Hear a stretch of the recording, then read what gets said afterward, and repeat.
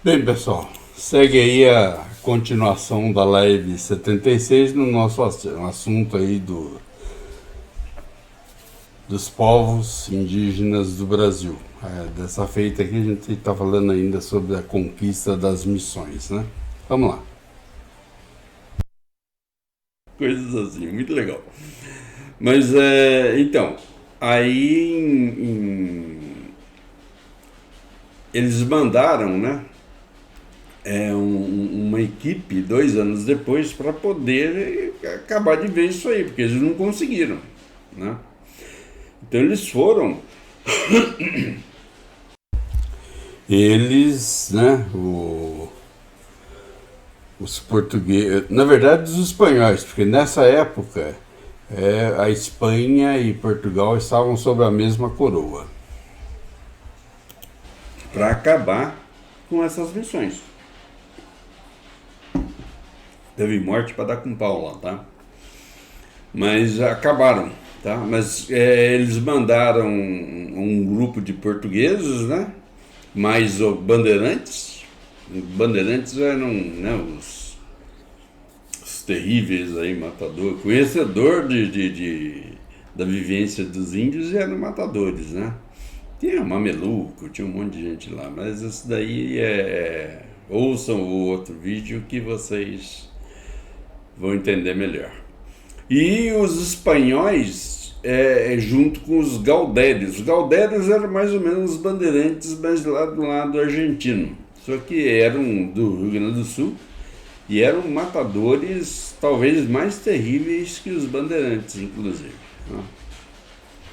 Então foi os portugueses, os bandeirantes, e os espanhóis, mas os gaudérios, né, já em clima de guerra, e marcharam contra as missões. Nas missões tinha um camarada que era famoso lá, o Cepé, um cacique lá, né? Na verdade ele era um alferes, um tenente. Alferes é um cargo a nível assim, tenente, né? E um ano depois, em 756, acabou, né? Acabou com tudo lá, a Guerra Guaranítica, as missões, né? E até hoje existem as missões lá, os prédios, tudo. Interessante, né? Quando você fala em Guarani, teve esse episódio aí, isso aí foi, né, 1700 alguma coisa, 1755, né? Conforme vocês estão vendo aqui embaixo, logo abaixo da imagem onde eu falo. Mas na Guerra do Paraguai, que foi a mais sangrenta da história das Américas, né? Mataram praticamente os guaranis, né? Que eram o povo do Paraguai. Mas é só para um adendo, mais um adendo. Ruína, mas dá para vocês perceberem, né, se olharem aí via internet mesmo, dá para, né, passear lá, e verem as ruínas, que eram realmente uma cidades, eram cidades, né? Como a gente citou aqui, só tinham 30 mil indígenas, né, entre as 7 missões. Tinha missão de 2 mil pessoas, mas tinha missões de mais de 10 mil pessoas, né? Então eram verdadeiras cidades, né? Então esse foi o final. Esse foi o motivo da Guerra Guaranítica, né? Que o Pombal mandou a equipe.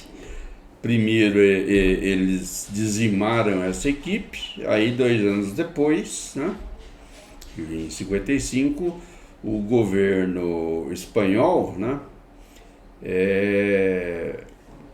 permitiu, né, porque na verdade a gente fala o governo espanhol porque nessa época era a União Ibérica, não tinha o governo português aí, era o governo, era tudo, se não me engano, Felipe, o rei na época. E ele já mandou, né, para poder dizimar com esse pessoal e assumir o Tratado de Madrid, ou seja, liberar as missões para os portugueses, né? Não fiquem, se eles estavam pensando em ter escravos, matou todo mundo. Grande, né? Grande troca. Mas isso daí foi a Guerra Guaranítica, tá? Então ela justifica a morte de tantos indígenas, né? Porque o que aconteceu com o povo indígena? Hoje nós temos 450 mil índios no país. Segundo informações que foram obtidas, havia mais de 1 milhão de tupis guaranis. Há documentários que chegam a 5 milhões. Hoje nós temos 450 mil, né, em todo o território nacional. E um pouco antes, né, em 745, porque isso foi quando os indígenas das missões se defendiam contra aqueles indígenas dispersos, né? Praticamente eles também dizimaram lá no sul, né? Tinha os charruas, né? Charruas, tinha os minuanos, tinha os genoas, tinha os emboanes. Eu não sei como que fala isso, deve ser memboanes.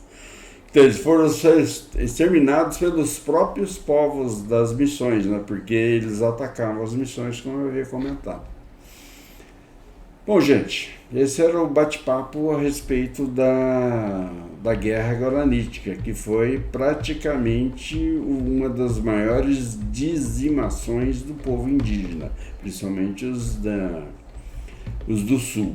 Quanto aos que viviam para o lado de Mato Grosso, norte de São Paulo, Paraná, né? E para cima houve dizimações, a parte que a gente vai começar a contar alguma coisa aqui, em função da própria história do Brasil. E os bandeirantes são culpados da maioria desse pessoal aí, em São Paulo, Mato Grosso, tá? Que eles iam para buscar os indígenas, que eram a maioria carijós, né? Para poder escravizá-los.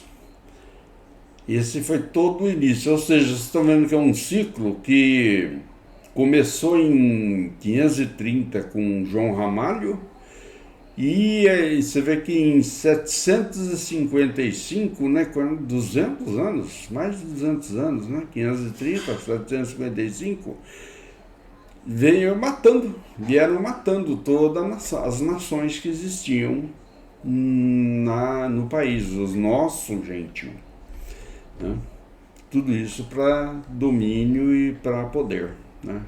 Escravizar, que era além do pau-brasil, né? Que foi a primeira grande riqueza e que Fernando Noronha foi o iniciador, né? Fernão de Noronha, né? Nós já contamos a história. Foi o iniciador aí de extrair essa riqueza do país, né? Depois os franceses, que dominaram várias partes e também levaram o pau-brasil, que era o interesse deles, e tinha a parte escravagista.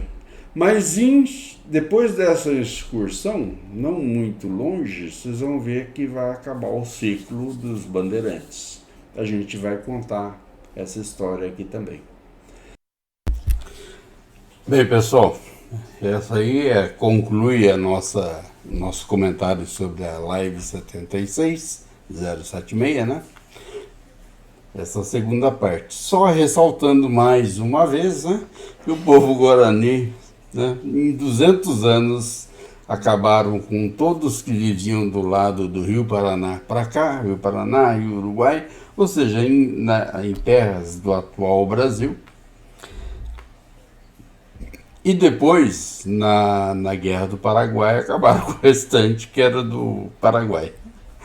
Infelizmente, eu acho que em termos de dizimação de uma nação, principalmente no caso indígena, os guaranis, o Brasil tem uma bela parcela de culpa. Então hoje tem toda essa política aí de proteção ambiental, das terras indígenas, demarcações, etc. Mas nada mais, nada menos que a gente deu continuidade ao que os governos europeus, né, portugueses, espanhóis, depois com a Tríplice Aliança comandada pela Inglaterra, né? E acabou com tudo. É isso aí, gente. Um grande abraço para vocês. Uma excelente sexta-feira, né? Apesar de toda essa chuva, e que tenha um excelente final de semana. Tô indo nessa. Um grande abraço. Tchau.